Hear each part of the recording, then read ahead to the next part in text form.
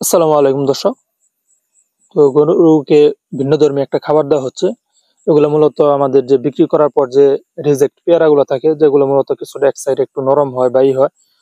ফুল পেয়ারাটা ভালোই, হয়তো এক সাইডে একটু সামান্য পরিমাণ নরম হয়। তো এই সাইজের পেয়ারাগুলো আমরা বেশ কিছুদিন যাবত গরুকে খাওয়াচ্ছি। গত বছর দিয়েছিলাম, হয়তো অনেক গরুই খাইতে চায় নাই, তো ওই বছর দেওয়ার পর থেকে খুব স্বাচ্ছন্দ্যে খাচ্ছে।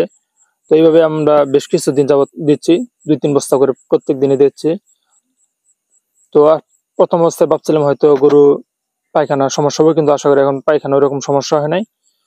তো আপনারা চাইলে যাদের পেয়ারা বাগান আছে, সেক্ষেত্রে আপনারা গরুকে এরকম পেয়ারা খাওয়াতে পারেন। তবে সেক্ষেত্রে একদম পচা যেগুলো ভিতর পোক হয়ে গেছে, ওগুলো খাওয়ানো থেকে বিরত থাকবেন। তো এখানে আমাদের মোটামুটি সবগুলা গরুই খায়। ছোট বাছুর যে দুইটা আছে, ওগুলা ছাড়া বাকি সবগুলাই গরু পেয়ারাটা খায়। তো দেখেন খুব স্বাচ্ছন্দ্য অবস্থায় খাচ্ছে, এমন না যে ক্ষুধার কারণে খাচ্ছে। দেওয়া মাত্র এগুলো খাচ্ছে। আর এগুলো দিয়ে মূলত চারি ভিতরে আচার দিয়ে একদম কিছুটা ভেঙে দেয়, যাতে খেতে সুবিধা হয়। আমান দিলে হয়তো খেতে কিছুটা কষ্ট হয়, যার কারণে একটু ভেঙে দেওয়া হচ্ছে। দেখেন